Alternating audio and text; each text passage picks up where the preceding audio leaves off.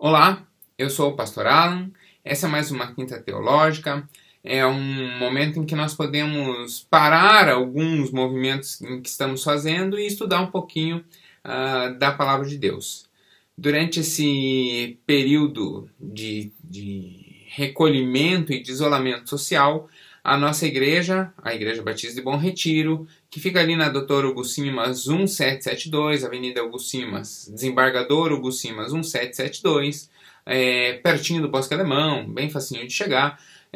Mas por enquanto nós não estamos tendo cultos físicos, então nós estamos nos achegando, e eu peço licença para entrar na sua casa, nós estamos nos achegando dentro de toda essa programação que você consegue ver aí na tela, para que todo dia você receba um pouquinho da mensagem do Senhor, um pouquinho da palavra de Deus sobre a sua casa. E na quinta-feira, então, nós separamos um tempo para estudo, um tempo como se fosse a nossa EBD, aqui Escola Bíblica não dominical, mas diária, né?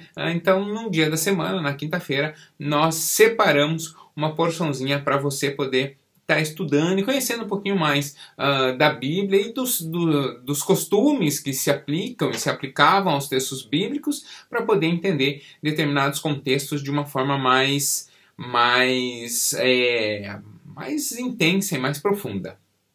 Bom, essa quinta-feira que nós estamos vendo hoje é a primeira quinta-feira após a Páscoa. Então, na última quinta-feira que eu falei da quinta-feira antes da Páscoa, eu falei sobre o Egito, falei sobre José e falei sobre a forma com a qual nós devemos encarar a ideia do Egito, né? Vimos que para José e para o povo de José, o Egito foi salvação. Vimos que para Jesus também foi salvação, lá naquela época em que Herodes manda matar os meninos, né, as crianças. Então a família de Jesus foge para o Egito. E essa fuga para o Egito é no Egito que então eles encontram um tempo de resguardo e de proteção. Hoje é a primeira quinta, então, após a Páscoa. E aí eu queria refletir ainda sobre a Páscoa com vocês. Esse que é, sem dúvida, o maior evento do calendário cristão.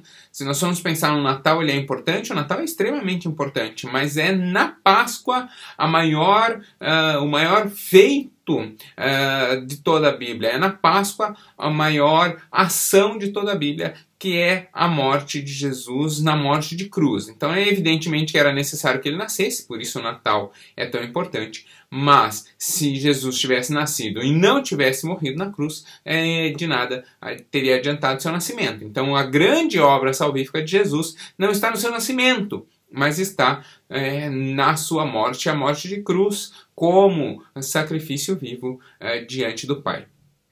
Mas a história não acaba na sexta-feira. Na sexta-feira, por volta das 3 da tarde, né, ou como dizem as versões mais antigas, ou como está registrado nas Escrituras, na hora nona, que era em torno das 3 da tarde, Jesus, então, morre e aí vai ressuscitar somente no domingo. Então nós temos ali um rápido manejo do corpo de Jesus para que ele seja sepultado. Jesus é sepultado num lugar muito interessante, já vou falar sobre isso. E aí ele ressuscita somente no domingo. E a grande pergunta de hoje é essa daqui. Por que era necessário que Jesus morresse na sexta-feira e ressuscitasse somente no domingo? Por que esse lapso temporal? Então nós vamos ver que as Escrituras vão nos responder. A tradição judaica vai nos dar uma resposta do porquê era necessário esse tempo entre a sexta-feira e o domingo. Né? Por que Jesus não morre e ressuscita na mesma hora, ali ainda diante de todos, inclusive dos seus acusadores, né? Tirando assim qualquer dúvida de que ele realmente ressuscitou? Bom, existe um porquê. Vamos ver?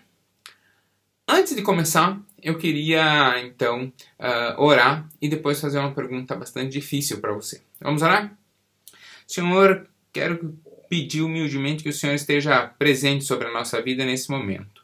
que o nosso entendimento, que o nosso coração esteja voltado a te ouvir, a compreender ainda mais a sua palavra e as preciosas lições que o Senhor reservou para nós. Que o estudo de hoje seja realmente um reforço da nossa fé, seja esclarecedor a tal ponto de tirar do nosso coração qualquer dúvida que possa existir de quem o Senhor é. Que a sua identidade, a sua personalidade, a presença de Cristo, Cristo Salvador, seja realmente verdade sobre o nosso coração. Coloca sobre a nossa mente, sobre a nossa vida o teu cuidado, coloca no nosso coração a paixão pela tua palavra, de tal modo que nós desejemos a cada dia mais te conhecer, e prosseguir em te conhecer, conhecer a sua palavra e em cada instante nós estejamos desejosos por apurar o nosso conhecimento bíblico, apurar o nosso conhecimento das Escrituras, para que a sua palavra esteja guardada no nosso coração e assim, mesmo que sem querer, nós não pequemos contra ti. Que nós possamos estar apaixonados pela palavra, conhecer-te mais, para te amar ainda mais. É o que eu peço e desde já agradeço, em nome de Jesus. Amém. A pergunta difícil que eu tenho para fazer a vocês é: você sabe o que é um alfarje? Ou, eu vou dar um outro sinônimo, vou facilitar a sua vida. Você sabe o que é uma gadanha? Sabe o que é uma gadanha? Pois é, eu já vou responder. Olha só, vai acompanhando comigo, daqui a pouco eu respondo. Cada cultura e cada religião tem um processo costumeiro do que fazer quando uma pessoa falece. Como tratar o corpo, como zelar desse corpo. E tem alguns cuidados que são muito interessantes.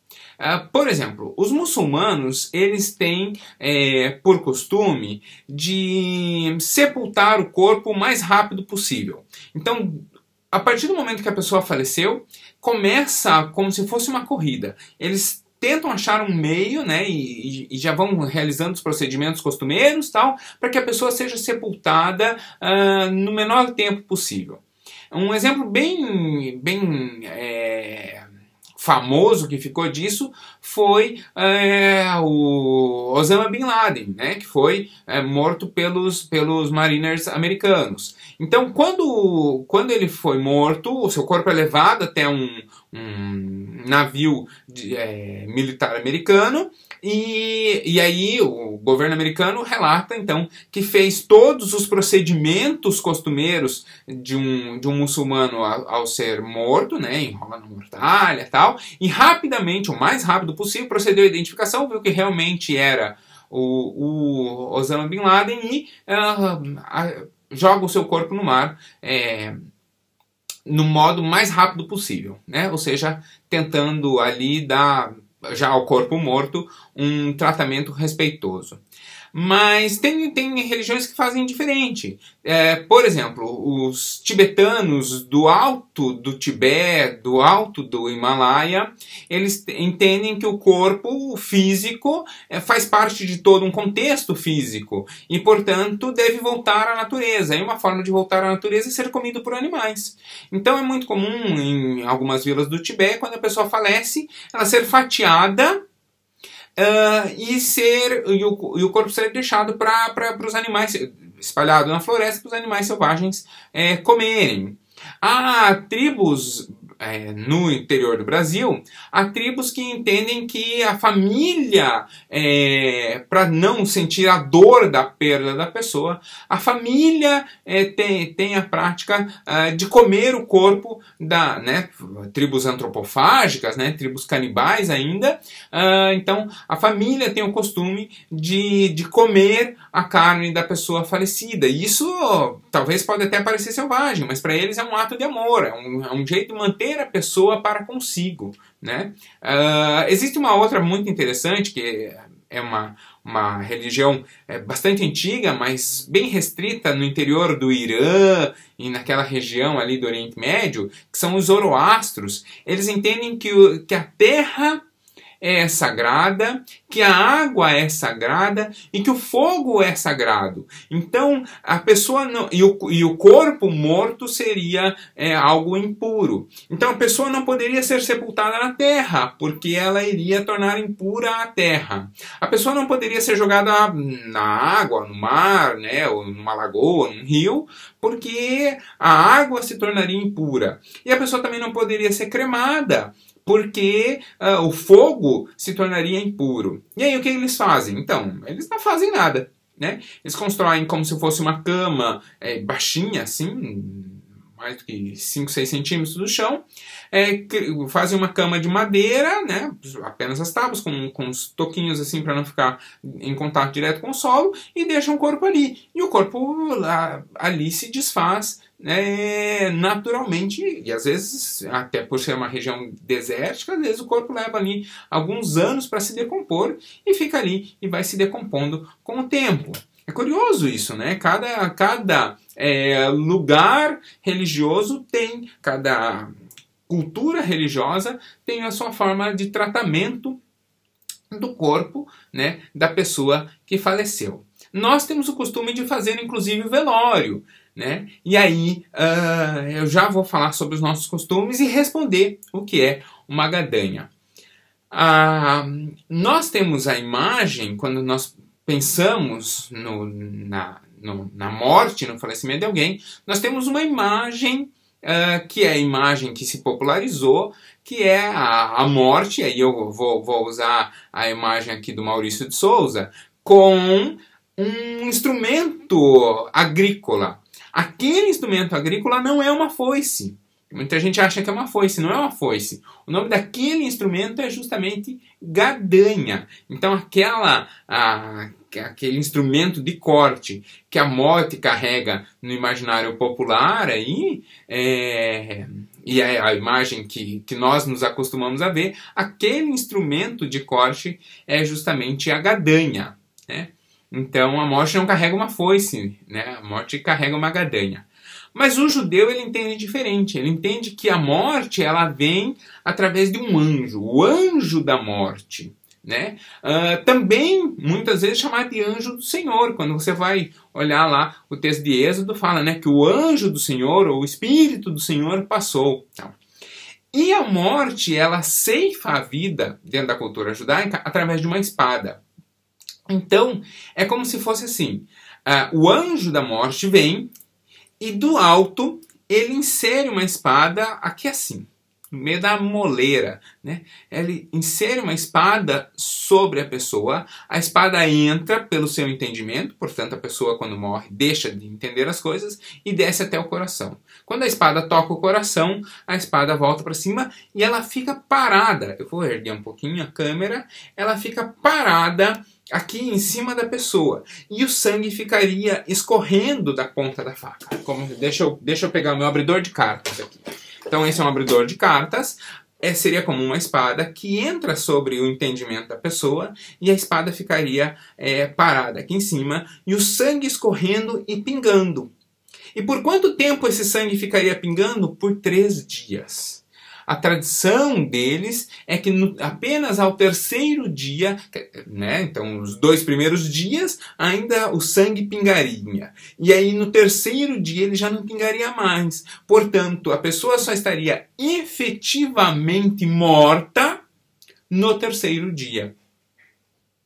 Até o 3º dia, qualquer renascimento da pessoa seria, na verdade, a tradição, né, o costume seria que a pessoa não tivesse morrido.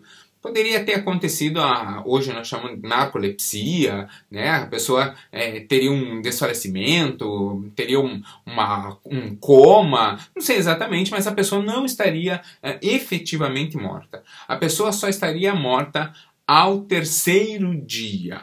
Né? Então esse costume, ele é um costume bem difundido no meio judaico. Todos os judeus tinham isso como premissa, tinham isso como entendimento. Então, justamente por ressuscitar ao 3º dia que Jesus realmente teria, aos olhos da comunidade, da tradição judaica do seu tempo, Jesus realmente teria falecido. É lógico que hoje a nossa tecnologia, os nossos meios médicos, a medicina, já avançou bastante de tal modo em que nós conseguimos precisar um minuto, o segundo em que efetivamente o corpo padece. Né? Muito embora, olha que interessante, oficialmente a pessoa morre não na hora em que os seus órgãos param, mas na hora em que o médico atesta isso. Claro que o médico pode atestar que a pessoa morreu em determinada hora, né? Mas o falecimento da pessoa hoje, oficialmente no Brasil, é na hora em que o médico testador, né? O médico vai atestar isso. Por isso que se chama atestado de óbito. Né? E daí, com o atestado de óbito, a gente vai até o cartório de registro civil, onde a pessoa tem o registro, e aí tira a certidão de óbito a partir do atestado de óbito. Então, o médico atesta que a pessoa faleceu. Isso é curioso, porque, por exemplo, acontece das pessoas que falecem em casa, né? Ou a pessoa falece... às vezes mora sozinha e falece em casa e o corpo é descoberto 2, 3 dias depois. Como que você vai saber qual é a hora em que a pessoa morreu? Bom, é fácil. Nesse caso, a hora que o corpo foi descoberto, o médico atesta que em determinada hora ele fez ali os exames, verificou os sinais vitais e não encontrou os sinais vitais. Portanto, a hora da morte, né, é aquela, ainda que a pessoa tenha falecido numa hora e às vezes até num dia diferente. Mas é assim que se atesta. Hoje, com o avanço da medicina, é assim que nós atestamos. Os judeus não. Até porque a medicina da época e a tecnologia da época não permitia você ter como fazer um eletrocardiograma ou como fazer um eletroencefalograma para saber se a pessoa já tinha morrido ou não. Então, esse tempo de 2 dias era um tempo necessário. É por isso, inclusive, que nós temos até hoje a prática do velório. Nós temos o guardamento do corpo durante um tempo, e isso varia, né? No Brasil, nós geralmente fazemos o guardamento do corpo de um dia para o outro, em torno de 24 horas. Às vezes, quando a pessoa falece logo de manhã, ao fim do dia já é feito o seu sepultamento ou... encerra-se o tempo de guardamento do corpo, mas existem outras culturas que não. Estados Unidos às vezes levam 2, 3, 5 dias de velório. Para isso, inclusive, é feito todo um tratamento do corpo, né, que se chama tanatopraxia, todo um tratamento dos líquidos corporais para que o corpo seja cuidado durante esse tempo. Então veja que essa questão do corpo é extremamente importante e um valor social. Né? O corpo, mesmo desfalecido, mesmo já não tendo mais vida, ele é digno de respeito em função da memória da pessoa, em função daquilo que a pessoa representou. Né? Nós guardamos o corpo da pessoa justamente por isso. E o corpo de Jesus também é guardado assim. Né? Jesus é levado rapidamente para o sepultamento, ele morre então na hora nona, por volta das 3 da tarde, e pede-se autorização para que rapidamente seja feito o sepultamento de Jesus, porque já estava começando o Shabat. O que é o Shabat? É o período de descanso do judeu, é o sábado do judeu que começa na noite de sexta-feira. Então, da noite de sexta até o pôr do sol do sábado, como se fosse uma linha assim, da noite de sexta até o pôr do sol de sábado, ao pôr do sol de sábado, é o período do Shabat. Quando o sol começa assim, a cair, quando o sol começa a se pôr, o judeu ele já não realiza mais nenhuma atividade justamente para guardar o Shabat. Né? E aí Jesus, então, o seu corpo é retirado e rapidamente é levado ao sepultamento num túmulo de um homem rico. E isso não é à toa. o túmulo de José de Arimateia, que é cedido para Jesus, era um túmulo de um homem rico. E o judeu ele tem o costume de ser sepultado não em caixões e nem em túmulos muito ornamentados. Normalmente eles são sepultados em túmulos extremamente simples, e normalmente não usam caixão. Eles usam uma mortalha, que é só uma banda, como se fosse uma tira de pano, que enrola o corpo. E quanto mais simples for o tratamento do corpo, quanto mais simples for essa mortalha, essa bandagem, melhor. Porque é a ideia de desprendimento mesmo do material, desprendimento das coisas. Então, ser sepultado em um rico e bastante ornamentado túmulo, que era o caso do túmulo de José de Arimateia,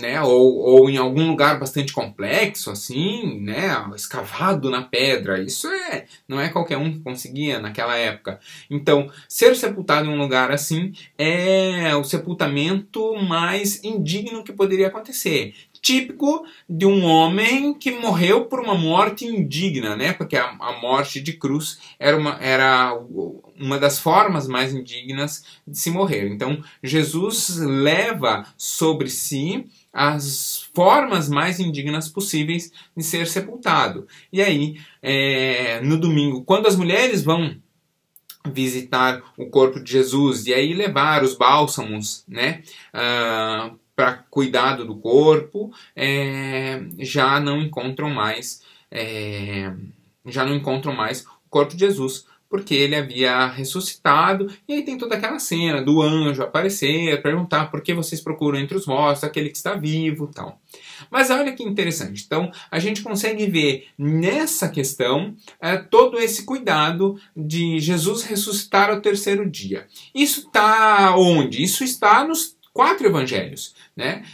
Nos 3 evangelhos sinóticos e em João está essa passagem. Olha o que diz Mateus 16, 21.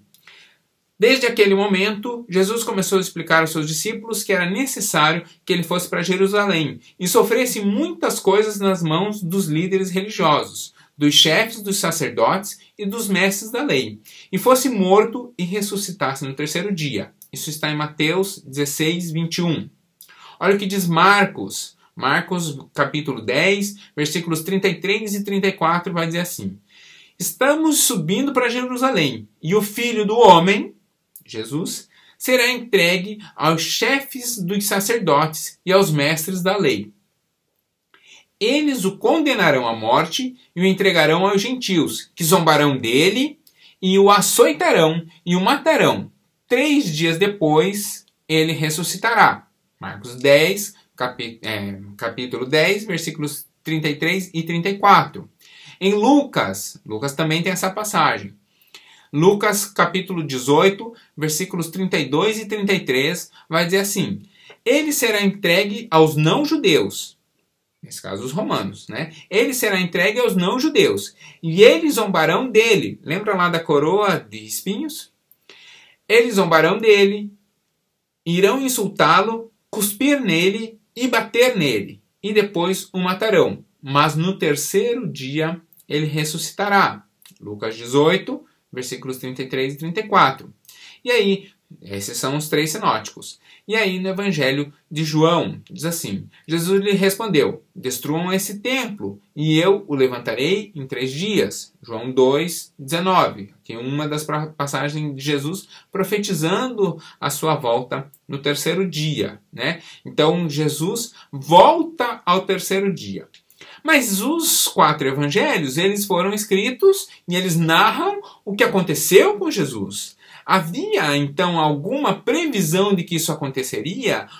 Havia uma previsão, uma determinação de Deus que isso aconteceria? Bom, além de cumprir a tradição e o costume judaico, que eu já expliquei aqui, dessa ideia do anjo com a espada, né, dos 2 dias para a efetiva morte, então ressuscitar ao terceiro dia era a efetiva ressurreição, nós vemos também em Oséias, capítulo 6, versículos 1 a 3, uma profecia justamente nesse sentido. Olha o que diz Oséias, capítulo 6, versículos 1, 2 e 3. É um poema que diz assim: venham, voltemos para o Senhor. Ele nos despedaçou, mas nos trará cura. Ele nos feriu, mas sarará nossas feridas. Versículo 2. Depois de 2 dias, ou seja, passados 2 dias, portanto é o terceiro, depois de 2 dias, ele nos dará vida novamente. Ao terceiro dia, ele nos restaurará, para que vivamos em sua presença. Conheçamos o Senhor, esforcemo-nos por conhecê-lo. Tão certo como nasce o sol, ele aparecerá. Virá para nós como as chuvas de inverno, como as chuvas de primavera que regam a terra. E tem mais uma, o profeta Samuel, o choro de sua mãe, Ana, 1 Samuel, capítulo 2, versículo 6, diz assim: o Senhor mata e preserva a vida. Ele nos faz descer à sepultura e dela resgata. Esse trechinho de Samuel é o que vai inspirar a poesia que está lá em Oséias. E em Oséias essa previsão é bem clara, né? Como você viu ali no versículo 2 do capítulo 6. Depois de 2 dias, ele nos dará a vida novamente. Ao terceiro dia, ele nos restaurará. Então, a gente consegue ver que os evangelhos relatam que Jesus cumpriu, o costume da época é cumprido e demonstra efetivamente a morte de Jesus, e as profecias que estão lá no profeta Oséias são cumpridas segundo os relatos dos 4 evangelhos, né? Então, nós vemos que Jesus efetivamente cumpriu esse mandamento. Talvez você esteja pensando, poxa, mas são 3 dias ou é ao terceiro dia? Eu te convido para fechar de vez esse entendimento, que você veja Esther, capítulo 5, versículo 1, que vai falar justamente disso. Então, Esther ali convoca um período de 3 dias de jejum, 3 dias e 3 noites de jejum, para ela ir diante do rei. E Esther 5, capítulo 1, vai dizer exatamente isso. Esther foi à presença do rei ao terceiro dia. Então, essa contagem de dias não é a hora relógio como nós temos hoje, um padrãozinho bem certinho de 24 horas. Né? A hora natural, que é o pôr do sol, no caso do judeu, é justamente a contagem que eles estabelecem. Então, para nós fecharmos, por que era necessário que Jesus ressuscitasse apenas no domingo? Por um simples fato. Se ele morreu na sexta, é o primeiro dia. Passa o sábado, o segundo dia. E no domingo é o terceiro dia. Então, é por isso que as Escrituras dizem que ele ressuscitou ao terceiro dia. Né? Então, Jesus ressuscita no domingo para cumprir o costume da época e ninguém ter dúvida de que ele efetivamente morreu, e para cumprir a profecia lá de Oséias. O que é mais legal é que, assim como em todo o Velho Testamento as profecias se cumprem em Jesus, as profecias do Novo Testamento, se Jesus cumpriu aquelas, cumprirá também as suas, que é de que um dia voltará para nos resgatar. Então, logo, logo, no dia em que só Ele sabe, mas que nós desejamos muito, Jesus se fará presente na nossa vida efetivamente. Né? No sentido de que logo, logo, Ele vem nos resgatar. O nosso desejo é justamente esse, de que até que ele venha, como nós falamos sempre ao finzinho da ceia, né, do texto da ceia, até que ele venha, nós nos mantemos fiéis e caminhando com ele através do Consolador que ele deixou, que é o Espírito Santo. Vamos orar?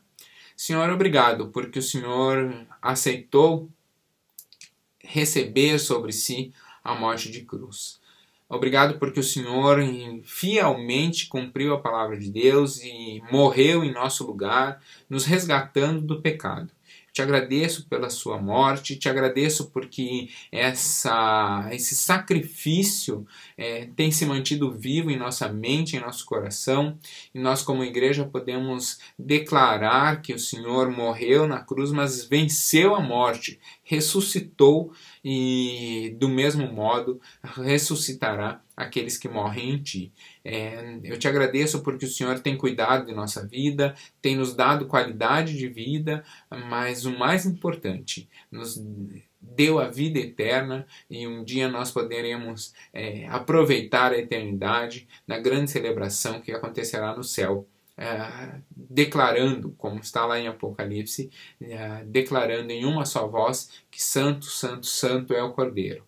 Eu peço que o Senhor esteja nesse instante, com muito carinho, o Senhor esteja abençoando cada uma das casas das pessoas que nos ouvem, cada uma das casas das pessoas da nossa igreja, que esse tempo de afastamento seja um tempo de recolhimento, mas que nós nos recolhamos para a sua presença, que nós possamos apurar a nossa vida, nós possamos passar por um sábado, por um tempo de recolhimento, mas que o domingo, ou a época da celebração, a época da grande alegria, seja presente na casa de cada um o mais rápido possível. Eu peço que o Senhor esteja abençoando a saúde de cada um, cuidando de cada um e trazendo ao nosso coração a vontade de conhecer ainda mais. Eu te agradeço desde já, em nome de Jesus. Obrigado por você ter nos acompanhado até aqui.